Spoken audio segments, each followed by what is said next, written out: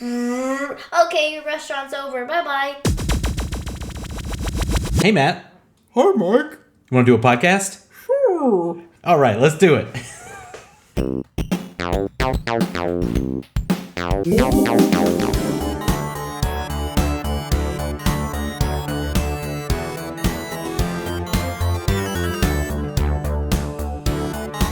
Sorry, Matt.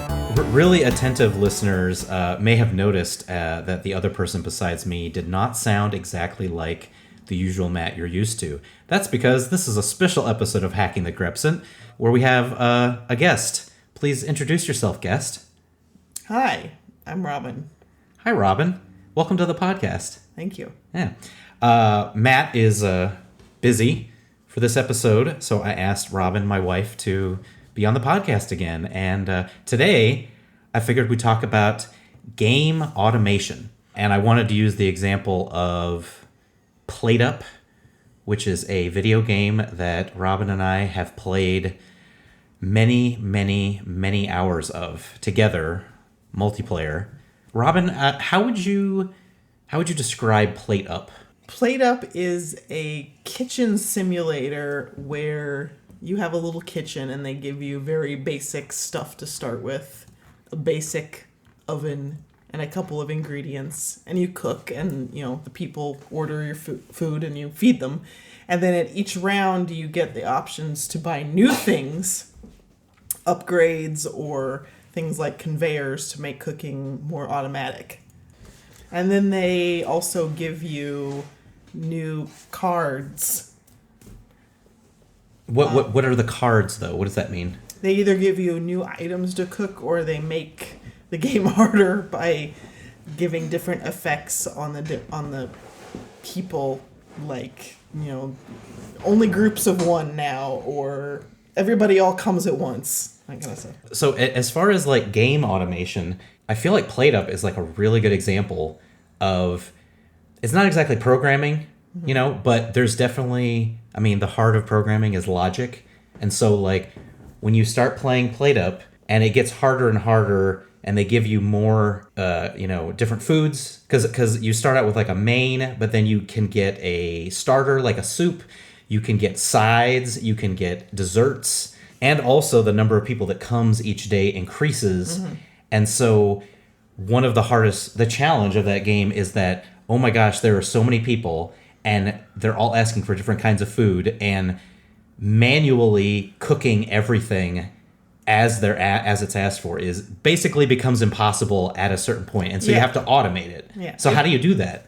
Do you want to introduce her? Oh, sorry. We have another special guest on the podcast that I just noticed. Can you please introduce yourself? Felicity. Felicity. And who are you? And what do you have to say about PlateUp? That Mama and Dada are obsessed with it. Well, that's just because it's such a great example. You were obsessed with Raft, and now you're obsessed with PlateUp.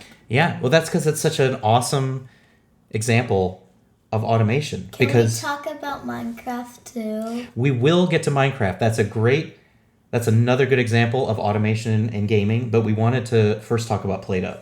Okay, can I add something? Sure, what's that? PlateUp has a lot of updates, and there's a lot of new stuff for like fall and winter and all the holidays. And it's really cool. You can be like a turkey in fall because there's costumes that you can be.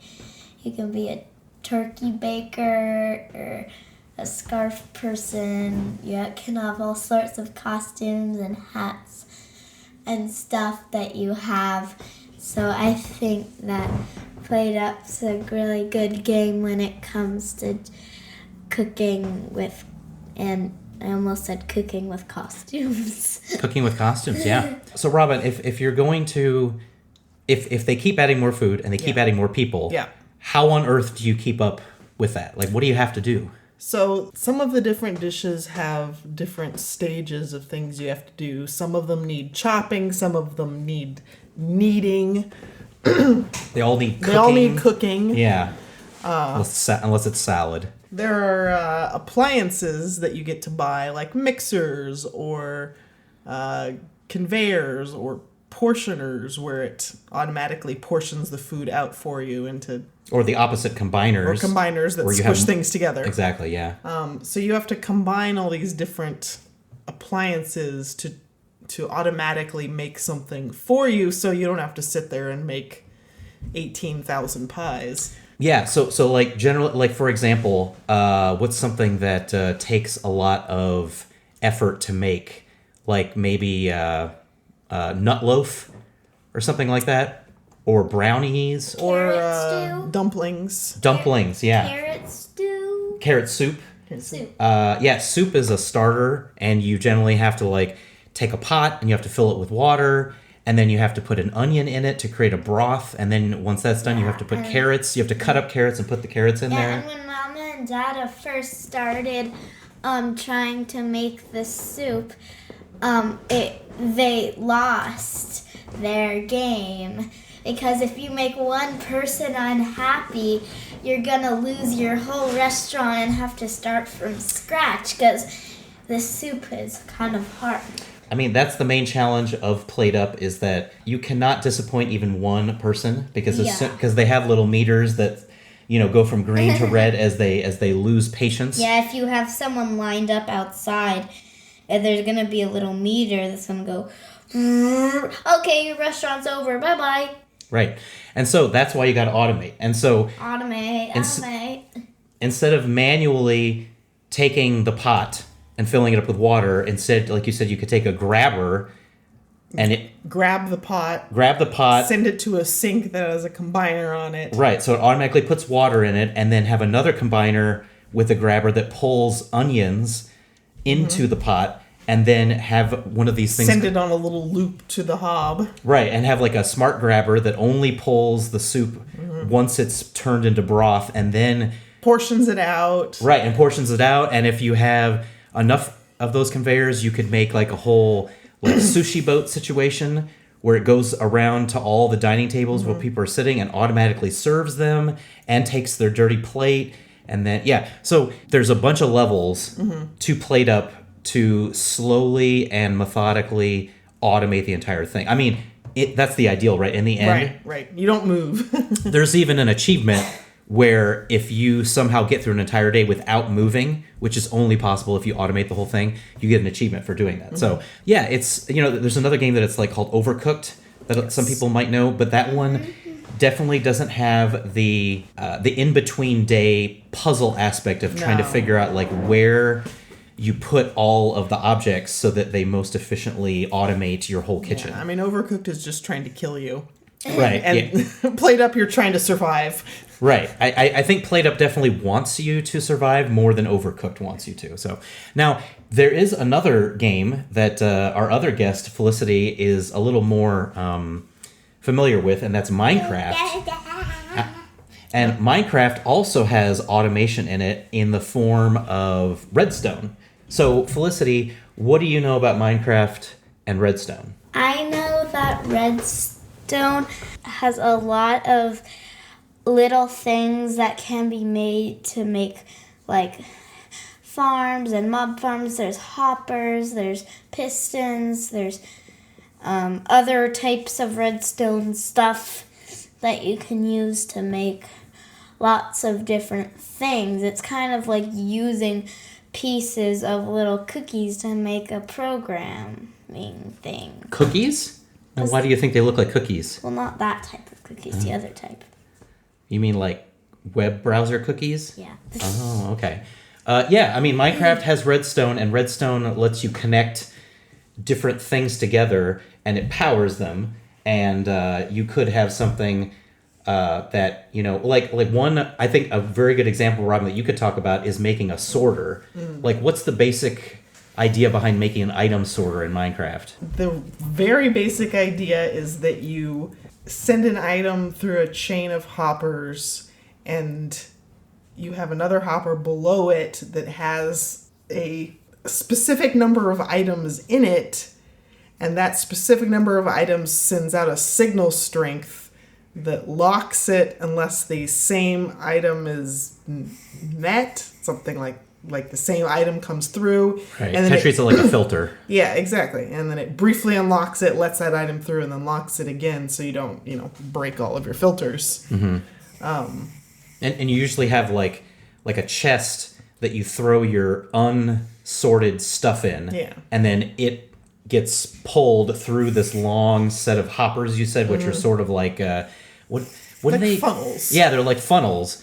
And they funnel all the items through, and they check each of these filters, and if it triggers the filter, it drops in. If it matches, it goes. If not, it continues on. Yeah, and I mean that's way basically, and that's way superior to manually taking all your items and looking through each one of them to put the item in. Right. So this lets you just dump a bunch of things in, and then it automatically does it for you. Right.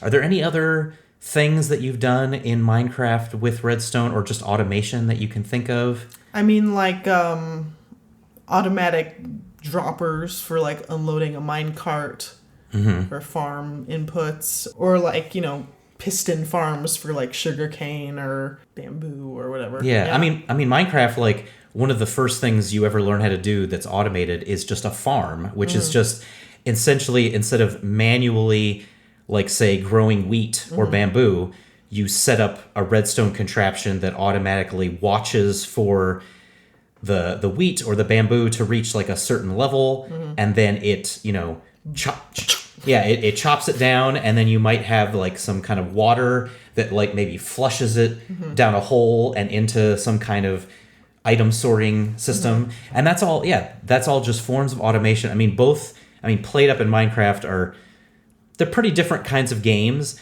but they both have this like kind of fun logic, very light programming aspect to them, where it's really fun to like figure out the puzzle of like, how can I do X? I don't want to do this manually, and that's the heart of all programming, is I don't want to do this tedious thing over and over and over again. So instead I'm going to build some kind of contraption that will do it for me. And I think PlateUp is very good at doing that. Like if you're running a restaurant, how can I automate this so I don't have to do anything and I just sit and let the money roll in? And then Minecraft is like, I got to make all these farms, and I don't want to do that. I want to let it run like a gold farm where you want to get a bunch of gold. And so you set up this contraption that automatically attacks, what are they in the nether? The pig. Zombie piglins? Zombified pig people? There's there's an enemy that drops gold when you attack it, and you can set up an automation that basically just attacks him for you, and you can just sit there and let it run, and then go to bed and wake up, and now you have a bunch of gold. Right. Although they continue to nerf that kind of stuff as they put updates out, Still because works pretty well. Yeah. So which one do you find more interesting to play with this aspect of figuring out the puzzle, Minecraft or PlateUp? And why? I mean, Minecraft certainly has far more depth of potential. There are people who are far, far more technical than I am that are, creating entire computers inside of Minecraft, or entire games inside of a game. Yeah. Just using redstone in strange ways that I don't understand, with flip-flops and T-flops and T-flops XORs and yeah. Felicity, did you have any more insight on Minecraft and Redstone, or anything you'd want to say? I do have something in Redstone. I don't know these people, but I know that they are good at Redstone. Who's that? Like Etho and Tango are Minecraft YouTubers. And maybe Impulse. They're really good at doing Redstone. Tango is making a cool game inside of Minecraft called Decked Out that's really, really, really complicated, with a lot of redstone. And uses a ton of automation. Like a ton of automation. That's why when I mentioned it. When he's done with it, you basically like hit a button to go in there, and tons of things automatically do stuff, so he can just sit back and enjoy. Yeah, that's true. Okay, well, I think that hits the the most basic and foundational points of game automation.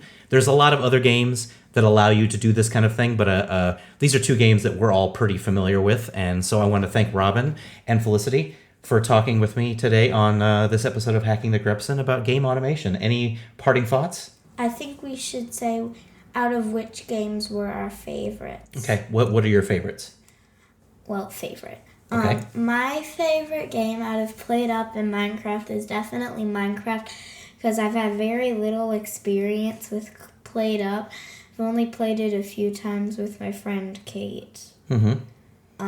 So, Dada, what was your favorite between PlateUp and Minecraft? Well, I've played a lot of Minecraft, but recently I've played a lot more PlateUp, and so currently I would say PlateUp. What about you, Robin? I would say currently PlateUp as well.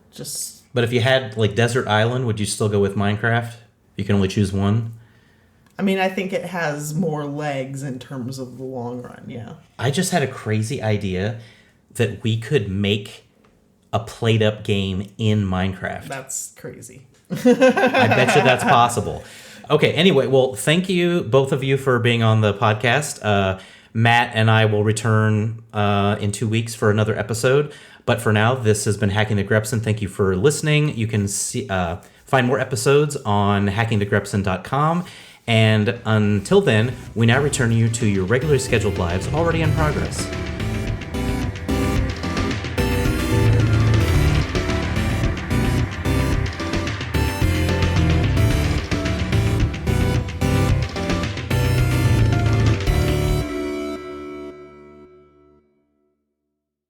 Thank you for listening to Michael, Felicity, and Robin's podcast time. Thank you.